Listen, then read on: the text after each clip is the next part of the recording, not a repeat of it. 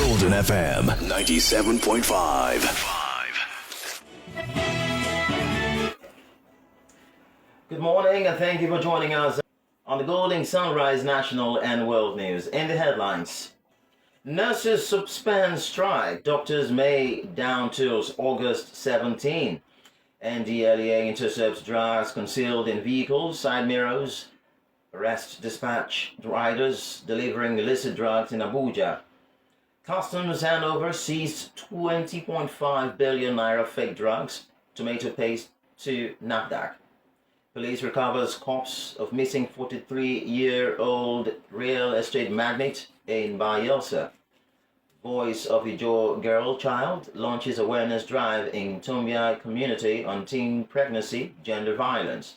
On a foreign scene, rescuers search for 2 trapped Chilean minors after 4 found dead. Details coming up shortly. We play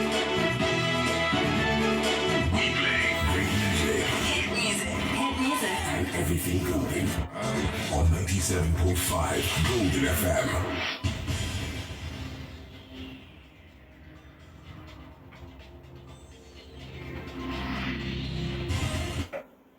Many thanks once again for joining us at the Golden Sunrise National and World News. I am Moyes Steving, and now the details.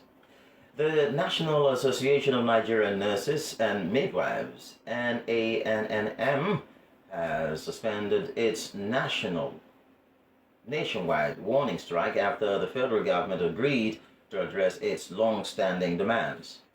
However, the country's healthcare system may face renewed disruption as the Nigerian Medical Association, NMA, has threatened an indefinite nationwide strike beginning August 17 should the government fail to meet its own set of demands. NANNM, in a circular issued following an emergency virtual meeting of its National Executive Council NEC held on Saturday, stated that the decision to suspend the strike followed a review of the outcomes from a negotiation meeting with key government officials on Friday, August 1. This meeting included the Ministers of Health and Labor and Employment, Professor Muhammad Ali Pate and Alhaji Maigari Dingyadi, as well as other key stakeholders. While the nurses returned to work, the NMA's 21-day ultimatum to the federal government issued on July 26 and effective July 27 will expire on August 16, potentially leading to a total and indefinite strike if the doctors' grievances are not addressed.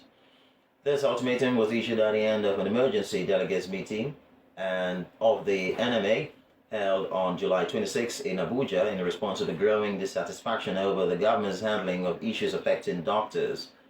The NMA, in a communique signed by Professor Bala Audu, its president, and Dr. Jamin Egbo, Secretary General, condemned the non-payment of 7 months' salary arrears under the 35% CONMES adjustment, the failure to implement previously signed collective bargaining agreements, and the suspension, rather than a withdrawal of a recent circular by the National Salaries, Incomes and Wages Commission.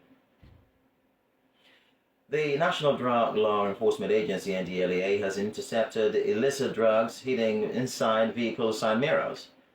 Mr. Femi Babafemi, the agency's Director of Media and Advocacy, disclosed this in a post shared via his X handle on Sunday. The latest seizure adds to a growing list of unconventional concealment methods employed by drug traffickers in recent times, including stuffing drugs in lipstick tubes, prayer beads, clothes hangers, and dress seams. According to Mr. Babafemi, the agency has intensified its surveillance and profiling efforts at all entry and exit points across the country, warning traffickers that it remains steps ahead of the desperate tactics. Meanwhile, 3 dispatch riders have been arrested by operators of the National Drug Law Enforcement Agency, NDLEA, in Abuja for allegedly distributing illegal substances across the city.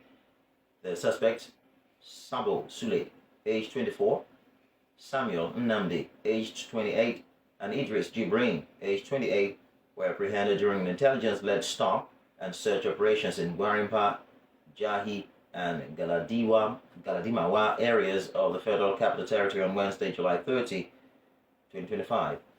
In a statement on Sunday, Mr. Femi Mafemi, the agency's spokesman, said a total of 149.8 grams of Canadian loud, A potent strain of cannabis were recovered from the suspects who used motorcycles typically employed for commercial dispatch services. In a related development, Mr. Babafemi said NDLEA operatives on Friday, August 1, arrested a businesswoman, Nwafo Neka, at her shop within the Trade Fair Complex, Ojo, Lagos, following interception of 100 grams of cocaine and 300 grams of phenathyl, a cutting agent, and concealed in ladies' lipstick going to Malabo, Equatorial Guinea, through the export shade of the Lagos airport on the 10th of July 2025. In its ongoing fight against the influx of fake and substandard regulated products, the National Agency for Food and Drug Administration and Control, NAFDAC, has taken delivery of 15 containers of substandard and falsified pharmaceutical products and tomato paste imported through an airport in Port Harcourt. NAFDAC, in a press statement on Sunday, signed by Mr. Sayo Akintola, its resident media consultant, noted that the fake products are estimated to have the street value of 20.5 billion naira.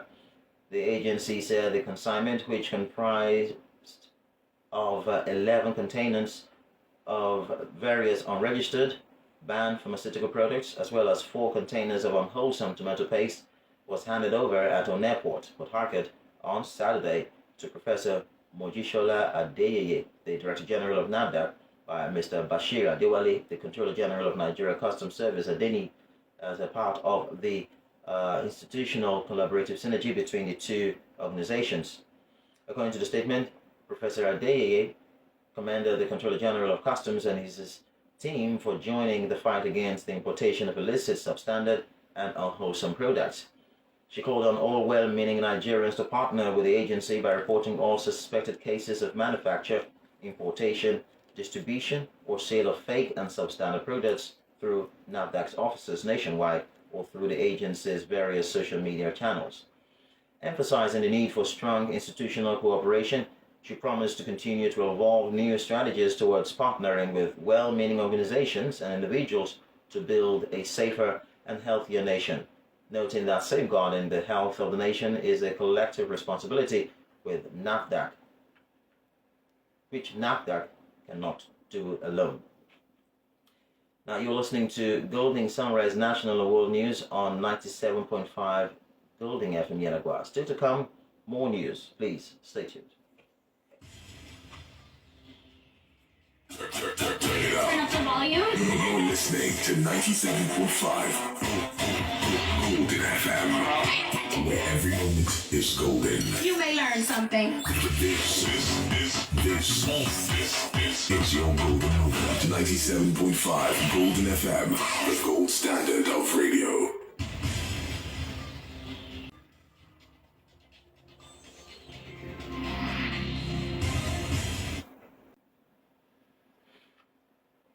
Welcome back. You're still listening to the Golding Sunrise National and World News on 97.5 Golding FM, and now for the rest of the bulletin. Honorable Belemote Alfred Watson, the Bayelsa State Commissioner for Community Development and Chairman of the State Peace Architecture, on Friday led delegates of a 5-day Niger Delta Peace Training on a tour of Yenagua City, highlighting the state's development strides and rich cultural heritage. The city tour, which marked the end of the common ground approach to advocacy for peace sustainability in the Niger Delta training, aimed to give participants a first-hand experience of Bayelsa's natural beauty, ongoing government projects, and the famed hospitality of the Ijaw people. Speaking to newsmen, Honorable Watson said the tour was designed to dispel negative narratives about Bayelsa and showcase the development efforts of the Prosperity Administration under Governor Doye Diri and his deputy, Senator Lawrence Erudepo.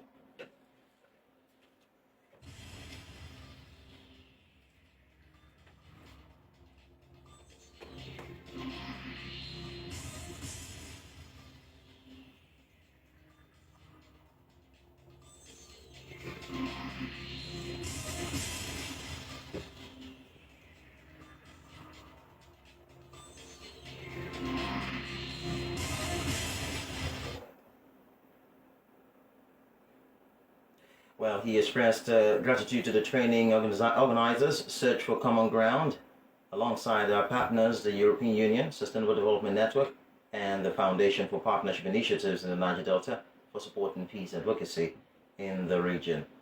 Also speaking, Dr. Ngozi Mobolo, Permanent Secretary of the Delta State Ministry of Youth Development and Chairperson of the Delta State Peace Architecture, praised Honorable Watson for his commitment to the 5-day program and described the initiative as a peace mission for the Niger Delta. On his part, Mr. Aitu Opuwil, the Governor's Coordinator of Search for Common Ground, emphasized that sustainable peace remains key to unlocking development across the region and commended Bielsa's collaborative approach. Delegates toured key sites including the new Commissioner's Quarters, New Yenagoa Capital City, the Samson Siasa Sports Complex, Osbo Lake, and the 60 megawatts gas turbine construction site. The tour officially closed the training, which ran from July 28th to August 1st, 2025, strengthening the resolve of multi-stakeholder representatives to drive peace advocacy across the Niger Delta.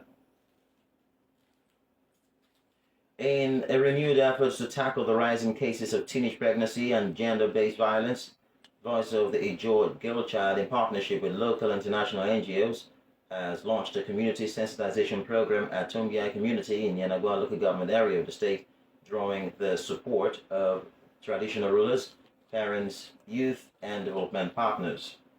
Speaking at the event, which took place at the Tombia Town Hall, Mrs.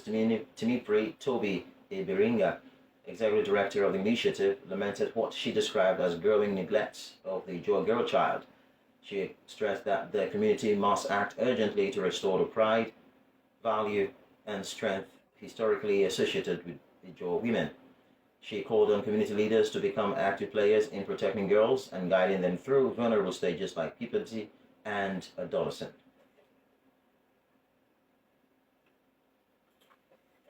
The passion behind Voice of the Young Girl Child and the issues that affect our young girls, issues of unplanned pregnancy, lack of quality education, and a lot more. I used to believe that the young women as a whole, they are very strong, they are industrious. But in our time, the story is changing. I'm not seeing people calling the young women lazy. So that culture that is supposed to be carried to this generation, not there again. So I'm making sure that the young girl is being valued.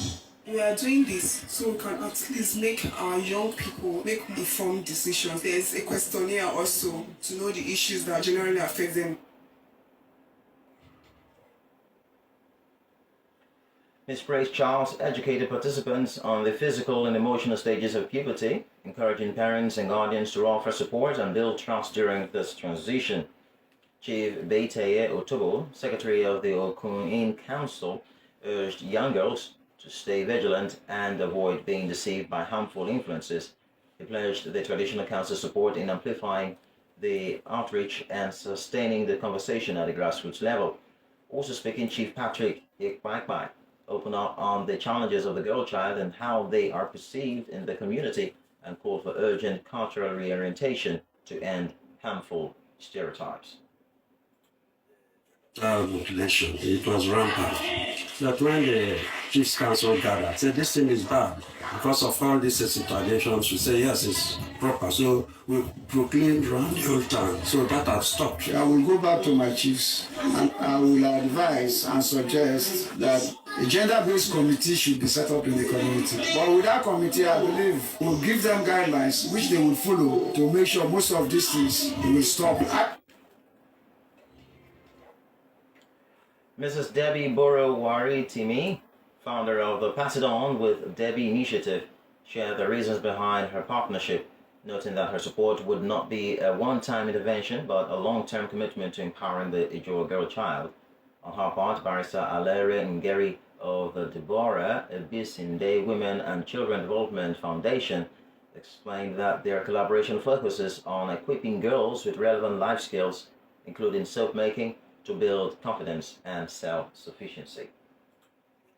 to women and children in need, and we try to take care of their welfare to the best of our abilities. We're here not just for the gender-based violence issues, but we're here to give training on economic empowerment. We're going to teach them how to make bleach, and then at the same time we're going to start them up with some starter packs to encourage these women to be independent. First, we can't do it all by ourselves. There's so much to do when it comes to the girl child. So it's not a one-off. We can't do it one-off. You have to constantly have the conversation going over and over until they get better. A safe corner was also set up to offer private one-on-one support for girls needing counseling or personal guidance.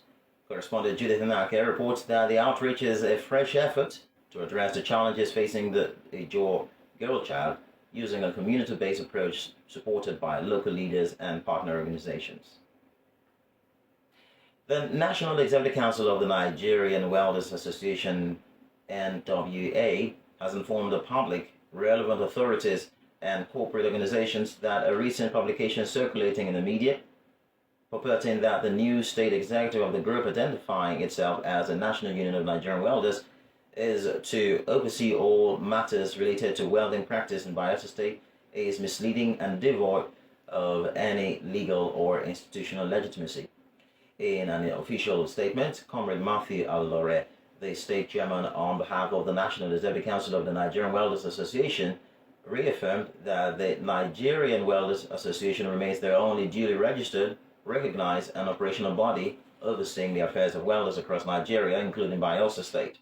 According to Comrade Matthew Alore, the group, styling and disguising itself as the National Union of Nigerian Welders, is neither known to the Nigerian Welders Association affiliated with it, nor registered under any statutory recognized industrial framework, as their registration and existence is being challenged in a National Industrial Court of Nigeria in suit number NICN/NEN/14/2025 between registered trustees of Nigeria Welders Association and registrar of trade unions and 2 ORS, whereof the said National Union of Nigerian Welders is the third defendant.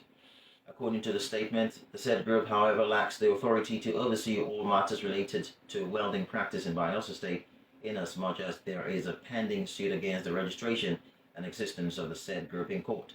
It said that the current leadership of the Nigerian Welders Association in Bayelsa State, led by Comrade Matthew Alore, remains valid, credible, and fully recognized by the appropriate authorities and other relevant corporate and industrial bodies. The association strongly urged the Bayelsa State government, all ministries, parastatals, private companies, and the public to disregard the misleading claims made by this unrecognized group.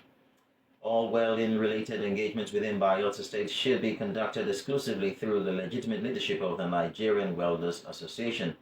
Meanwhile, the association has formally alerted and involved the appropriate authorities to investigate this disruptive development, which appears to be a deliberate attempt to create confusion and division among law-abiding welders in the state and truncate the smooth relationship of welders and corporate bodies involved in industrial and oil servicing activities in Bayelsa State. The Nigerian Welders Association remains firmly committed to upholding industry standards, promoting professional ethics, and protecting the rights and welfare of its members in Bayelsa State and across the country. Meanwhile, the general meeting of the Nigerian Welders Association was held on Sunday, the 3rd of August, 2025, by 2 p.m. at the association's state secretariat at Juma House along Isaac Jasper Expressway by School Road, Okutukutu, Epie, Yenagoa, Bayelsa State, where all members were in attendance. The operatives of the Rapid Response Unit of the Bayelsa State Police Command have recovered the corpse of Mr. Ekpebo Richard, a missing real estate magnate from the forest, at about 6 p.m. on Saturday, the 2nd of August, 2025, between New NDDC IDP Camp and Otuopoti Road in Ogbia local government area of the state. Police discovered the deceased was shot in the head in an execution manner and dumped in the bush. Mr. Ekpebo Richard is the Vice Chairman of the Real Estate Consultants Association of Bayelsa and hails from Amasuma in southern Ijo local government area of the state. He is married with 2 children. They left home on the 24th of July 2025, and the wife became worried at about 2 a.m. when he failed to return home. According to family sources, all calls by the worried wife was answered 3 days later via WhatsApp chat when he purportedly asked her not to mount unnecessary pressure on him and that he was okay. Further prompting by the wife that she would reach out to the extended family to ask him why he abandoned the house was met by a promise to send money via POS. A sum of 15,300 naira was purportedly sent to a POS agent and not her account. He also revealed that he is owing 2 persons 9 million naira and 3 million naira within the association, but it was later discovered that those who abducted and killed him were the ones using his phone to chat with his worried wife. According to some friends and colleagues of the deceased, they later reported the matter to the police, and the men of the Rapid Response Squad, RRS, headed by CPS Bishop Lemide. The RRS operators working on intelligence, cooperation of youths, and eyewitness discovered that 2 young men in a blue-colored Honda V-Boot car had dragged the deceased out and took him deep into the forest, saying that what they heard later were 2 gunshots, and the 2 young men scampered to the car and left. They also left with the deceased car, a Toyota Matrix car. Police investigators discovered that there was a struggle between the deceased and his killers, with footwear discovered a few meters from where the body was discovered. The youths assisted in recovering the body. The place it was dumped was a swamp. His head was blown off by a gunshot. It was gathered from sources at the police headquarters that the Homicide Department of the State Criminal Investigation Department may take over the case and are already working on 2 facts. According to the sources, it may be a case of business deals gone wrong with members of his association of real estate consultants, or that he may be involved in cybercrime or money laundering deal that went wrong. The sources said the police will get to the root of the matter and bring the culprits to book as efforts are on to apprehend the assailants. A senior police officer who confirmed the development told newsmen that Mr. Francis Idio, the Bayelsa State Commissioner of Police, is fully aware of the development despite his absence on official duty in Abuja. Now moving on to the foreign scene, rescuers in Chile are racing to find the last 2 workers trapped in a mine after an earthquake. The state-owned Coldelco company announced on Sunday that 4 workers were now known to have died since the collapse of its El Teniente mine, about 70 kilometers southeast of the capital, Santiago. In its latest statement, Coldelco said its priority was recovering the 2 miners still missing. It added that rescue teams had cleared 24 meters of blocked passages at the mine. The collapse of some of the mine's underground tunnels was caused by a 4.2 magnitude tremor on Thursday. Miners had been working deep below the surface, and authorities have said that they are investigating whether the cause of the earthquake was mining activity or natural tectonic shifts.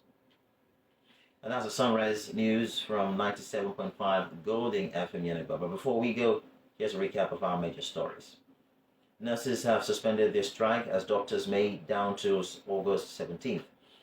NDLEA intercepted drugs concealed in vehicle side mirrors and arrested dispatch riders delivering illicit drugs in Abuja. Customs have handed over seized 20.5 billion naira fake drugs, tomato paste, to NAFDAC. Police recovered the corpse of missing 43-year-old real estate magnate in Bayelsa. Voice of Ijo Girl Child has launched awareness drive in Tombia community on teen pregnancy and gender violence. On the foreign scene, rescuers are searching for 2 trapped Chilean miners after 4 persons were found dead. And that was the Sunrise News. For news stories, comments, and observations, please send us an email at buildingfmyenigua@gmail.com. You can also follow us on Facebook, Instagram, X, YouTube, and TikTok on 97.5 Golding FM Yenigua. The news was edited by Isaac Eyedode. I am Moyi Steven. Good morning. Golden FM 97.5.